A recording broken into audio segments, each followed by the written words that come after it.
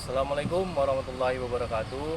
Om Swastiastu, Namo Buddhaya, Salam Kebajikan. Izin memperkenalkan diri, Taruna Utama Ahmad Isdullah, STB 4544, Program Studi Teknik Pemasyarakatan B. Izinkan saya pada kesempatan kali ini menjelaskan sedikit mengenai filsafat ilmu, cabang-cabang ilmu filsafat dan hubungannya dengan pemasyarakatan sebagai tugas akhir semester saya.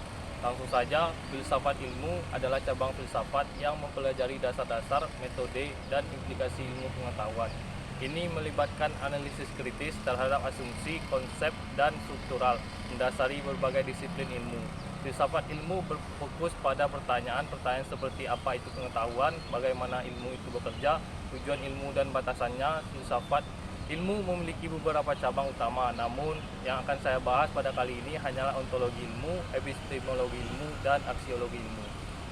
Ontologi adalah cabang dari ilmu filsafat yang mempelajari hakikat atau keberadaan dari segala sesuatu yang ada di dunia ini.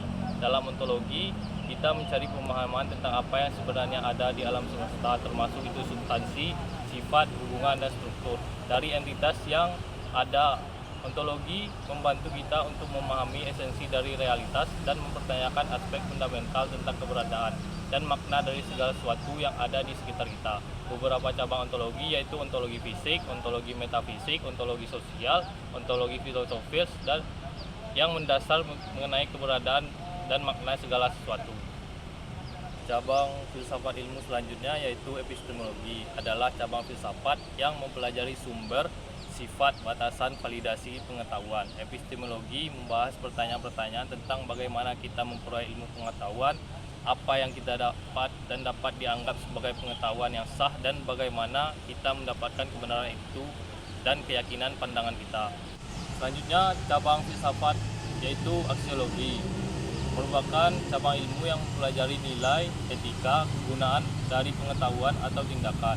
Aksiologi membahas tentang nilai yang mendasari pengetahuan, tindakan, atau keputusan, serta bagaimana nilai-nilai ini mempengaruhi pandangan dan perilaku manusia dalam kehidupan sehari-hari. Sebelum saya masuk ke filsafat ilmu pemasyarakatan, saya ingin mengingatkan kedudukan pemasyarakatan menurut Bahrudin Sujogrod selaku Wakil Direktur Pemasyarakatan pada Konferensi Kebenjaraan Bandung pada tahun 1964. Bahrudin Sujobroto, beliau mengatakan bahwa kedudukan dari pemasyarakatan itu sendiri dalam hal ini adalah sebagai bagian dari pengejauhantahan keadilan khusus dalam bidang tata laksana pengadilan, administrasi of justice, dan lebih khusus lagi dalam bidang tata urusan perlakuan dari mereka yang mengingkari tata tertib. Masyarakat dengan keputusan hakim ditempatkan di bawah pengawasan atau perawatan pemerintah. Dalam dokumen cetak biru pembaharuan pelaksanaan sistem pemasyarakatan tahun 2009 pada bab 2 ditegaskan bahwa reintegrasi sosial adalah filsafat penghukuman yang mendasari pelaksanaan sistem pemasyarakatan.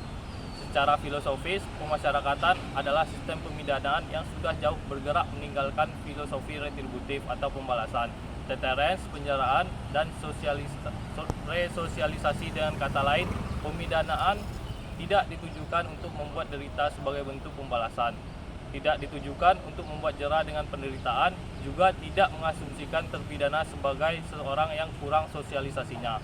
Pemasyarakatan sejalan dengan filosofi reintegrasi sosial yang berasumsi kejahatan adalah konflik yang terjadi antara terpidana dengan masyarakat, sehingga pemidanaan atau penghukuman ditujukan untuk memulihkan konflik atau menyatukan kembali terpidana dengan masyarakat, atau bisa disebut dengan reintegrasi. Selanjutnya, jika ditinjau secara epistemologi, ilmu pemasyarakatan menurut sudut pandang epistemologi yaitu tentang bagaimana ilmu pemasyarakatan itu dapat terjadi.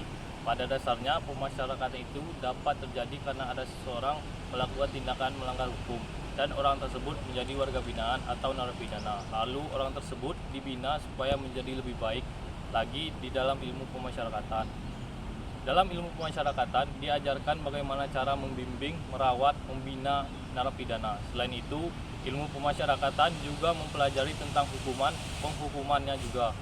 Munculnya pemasyarakatan sebagai filosofi penghukuman ini secara formal telah memperlihatkan komitmen Indonesia pada tatanan konseptual dalam menyelenggarakan pemidanaan yang manusiawi serta melindungi hak asasi manusia. Tentu saja ini menjadi peluang besar bagi realisasi hak-hak narapidana sesuai dengan standar yang telah ada. maupun peluang bagi pembaruan sistem dan instrumentasi ilmu pemasyarakatan. Menurut sudut pandang aksiologi, yaitu dengan mengenai tujuan dari ilmu pemasyarakatan, dalam hal ini ilmu pemasyarakatan dipelajari mengenai perlakuan orang yang sedang menjalani hukuman di lapas dan rutan. Dinding Sudirman pada 2007 menegaskan bahwa penegakan hukum oleh pemasyarakatan merupakan upaya memanusiakan manusia. Pemasyarakatan merupakan instansi yang melakukan pemenuhan dan perlindungan hak asasi terhadap tersangka atau terdakwa, tahap pre-adjudikasi dan terdakwa pada tahap adjudikasi dan terpidana. Demikian yang dapat saya sampaikan, kurang lebihnya mohon dimaafkan. Assalamualaikum warahmatullahi wabarakatuh.